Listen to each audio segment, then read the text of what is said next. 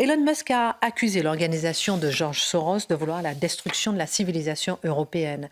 Les ONG de George Soros sont utilisées pour organiser la crise migratoire, a déclaré le milliardaire. Il y a quelques jours, des associations s'inquiétaient du désengagement de cette fondation en Europe après 40 ans d'investissement. Qu'est-ce qui se passe concrètement autour de sa fondation, l'Open Society ? Alors déjà, dans votre question, la manière de le présenter et ce qui se passe autour de l'Open Society, donc qui est la fondation de George Soros, il y a à mon avis tout le jeu de dupes autour de George Soros qui est résumé, notamment en Europe. C'est-à-dire que vous avez d'un côté des personnes qui s'opposent à lui pour des raisons idéologiques. Bon, là, c'est Elon Musk, mais il y a beaucoup de gens qui s'opposent à lui. Et vous dites, il a un poids extrêmement lourd dans le... Alors là, en l'occurrence, c'est la crise des migrants. Pourquoi ? Parce que George Soros finance énormément d'associations qui encouragent. C'est une idéologie immigrationniste. Donc, il y a forcément des gens en désaccord. Quand vous dites ça, et vous le disiez en introduction en souriant, vous êtes accusé de complotisme, voire d'antisémitisme, alors que le mot n'a pas été prononcé. Enfin, le fait qu'il soit juif n'entre pas du tout en considération dans l'opposition que vous pouvez exprimer. Donc, on a eu ça pendant des années. Vous ne pouviez pas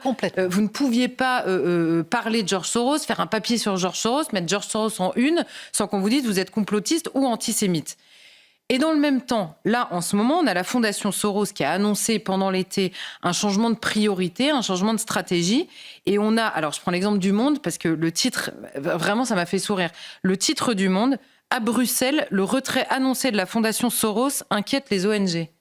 Alors, franchement, il faudrait savoir. C'est-à-dire, soit George Soros est nulle part et on est tous complètement fous, soit le seul fait qu'il annonce qu'il va changer de priorité inquiète toutes les ONG européennes, auquel cas il est partout. C'est-à-dire dans le financement de ces ONG. Donc la réalité, c'est qu'évidemment, George Soros finance par le biais de sa fondation énormément d'ONG, notamment en Europe, mais à peu près partout dans le monde. Il a une multitude d'associations qu'il finance à hauteur quand même de 200 millions de dollars par an en Europe et 1,5 milliard dans le monde entier. Donc oui, il est assez présent, on va dire, dans le financement des associations. Et en l'occurrence, il ne finance que des associations qui œuvrent à la révolution progressiste, celle qu'on appellerait la révolution progressiste, en cours, notamment en Europe. Vous le voyez derrière, mais vous avez tous les sujets, vous pouvez tous les prendre. Le hijab, on l'a vu récemment, j'ai pris cet exemple-là parce qu'on en a beaucoup parlé ces derniers jours. Vous voyez l'association Action Droits des Musulmans, vous voyez peut-être pas d'ailleurs, mais c'est celle qui a fait le recours devant le Conseil d'État sur l'interdiction de l'abaya. Eh bien, cette association, c'est 190 000 € de l'Open Society en 3 ans. Donc ça n'est pas rien, c'est quand même un financement qui existe. Vous avez sur toutes les causes LGBT, sur la question des migrants, il est extrêmement présent. Sur la question de la viande artificielle, il finance des associations.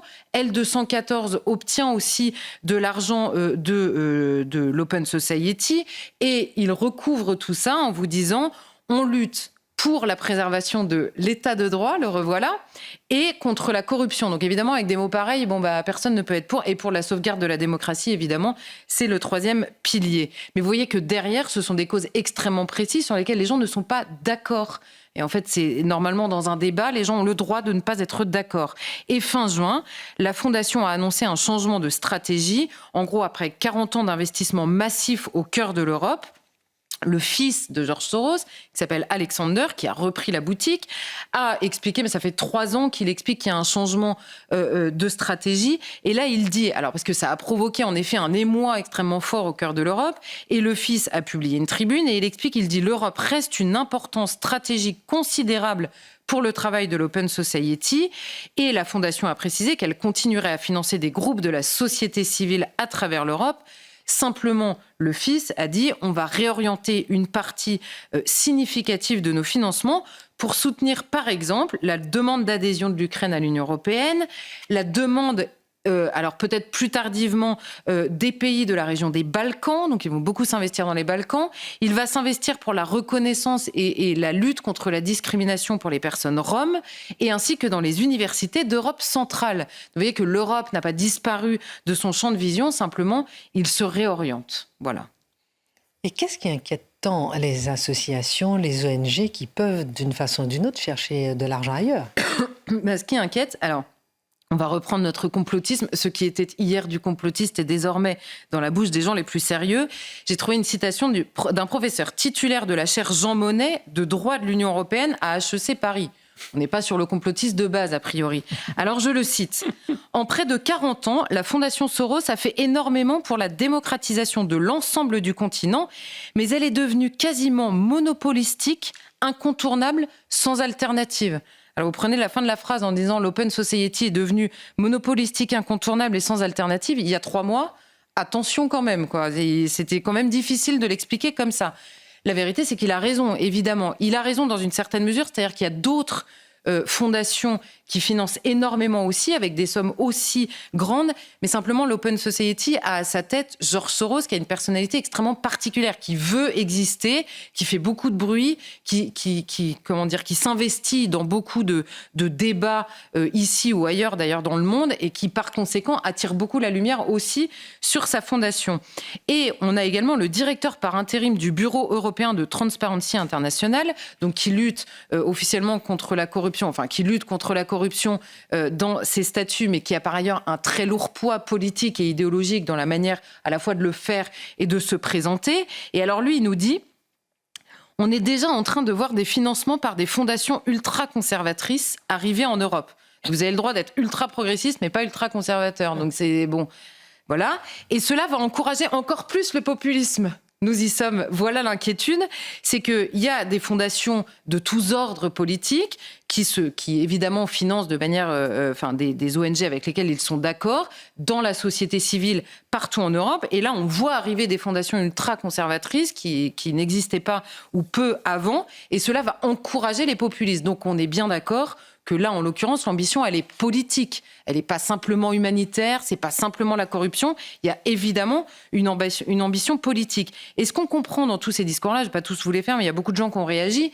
Ce qu'on comprend en réalité, c'est que la seule chose qui les inquiète, c'est de ne plus avoir le monopole, tout simplement, du discours politique qui se drape de l'humanitaire. Parce qu'il y a une partie humanitaire indiscutable dans le travail qui est fait. Enfin, indiscutable, ça dépend pour qui, mais mais dans toutes ces ONG, il y a évidemment une partie réelle humanitaire. De la même manière, ce que je disais tout à l'heure, dans la lutte anticorruption, ils soulèvent des lièvres de corruption qui existent bien. Simplement, vous en choisissez certains, vous insistez sur d'autres, et à travers l'humanitaire, reprenons l'exemple de l'immigration, ça n'est évidemment pas d'abord une question humanitaire qui se pose politiquement à l'Europe. Il y a une question humanitaire d'urgence, mais politiquement, ça n'est pas évidemment d'abord une question humanitaire. Et dans les faits, ce que l'on sait pour l'instant, c'est que la Fondation a déjà supprimé un bureau à Barcelone et elle est en cours de réduire 60% de ses effectifs à Bruxelles, parce qu'ils sont très présents à Bruxelles auprès des instances européennes, et de 80% à Berlin, où ils avaient 150 personnes. Donc il y a bien une réduction, et il y a bien une inquiétude, et cette inquiétude, elle n'est pas humanitaire, elle est politique, très clairement. Alors, comment comprendre cette stratégie qui semble prendre tout le monde de court, finalement ? Alors, le retrait partiel, d'abord, il se fait, parce que tout à coup, tout le monde a hurlé, il se fait dans l'Europe occidentale. Certainement pas dans l'Europe centrale, qui concentre à la fois toutes les promesses et toutes les attentions d'Alexander Soros. Son père était ultra impliqué en Europe occidentale, mais là, c'est l'Europe centrale qui attire l'attention de son fils. Alors, la stratégie, elle n'est pas évidente à déceler dans la mesure où je ne suis pas dans la tête d'Alexander Soros et qu'il n'a pas délivré complètement sa stratégie. Mais il y a quand même plusieurs choses qui se sont passées autour de la Fondation Soros ces dernières années. 1, l'Open Society a été en quelque sorte démasqué en Europe occidentale. C'est-à-dire, je vous le disais, le père fait tellement de bruit, il revendique tellement tout ce qu'il fait, que la lumière a été attirée. Et on avait une autre ONG, un autre centre européen, qui cette fois-ci, lui, est conservateur, qui s'appelle l'ECLJ, qui a révélé en 2020 l'implication de George Soros, de l'Open Society, auprès de la Cour européenne des droits de l'homme. Je vous le donne rapidement. Il y avait 22 juges sur 100 qui étaient d'anciens collaborateurs de cette fondation financée par George Soros. Il y avait 12 juges sur ces 100 qui étaient directement issus de l'Open Society. Et, cerise sur le gâteau, ces juges ne se déportaient pas quand ils jugeaient eux-mêmes les recours de leurs anciennes associations auprès de la CEDH. Vous voyez, le cas était quand même un peu lourd. Alors en France, on n'en a pas beaucoup parlé, mais quand cette étude est sortie, ça a beaucoup fait de bruit ailleurs dans la presse en Europe. Et donc, il y a une enquête qui a été diligentée parce qu'ils étaient bien obligés. Il y a une nouvelle charte qui a été installée. Et à ce moment-là, le CLJ, qui a de l'énergie, on va dire, a fait la même étude et a découvert exactement la même chose au Conseil des droits de l'homme des Nations Unies. Donc là, il y a beaucoup de lumière qui est arrivée sur l'Open Society et ils sont, dans ces instances-là, assez observés. Donc, et d'ailleurs, la Fondation a justifié son départ relatif en évoquant le soutien déjà apporté par les institutions de l'Union européenne aux droits de l'homme, à la liberté et au pluralisme. Et qu'est-ce qu'on découvre? Les financements communautaires de la Commission européenne, ils arrivent souvent, ceux qui sont pour les associations, les ONG et les fondations, ils arrivent souvent en complément des aides de l'Open Society dans un programme de subvention qui est appelé Citoyens, Égalité, Droits et Valeurs. Vous voyez, vous avez tous les mots. Ce sont des beaux mots, évidemment, on va tous les revendiquer, mais dès qu'on les entend, maintenant, c'est Mathieu qui nous ferait une chronique parfaite, dès qu'on les entend, on se dit « Oula !»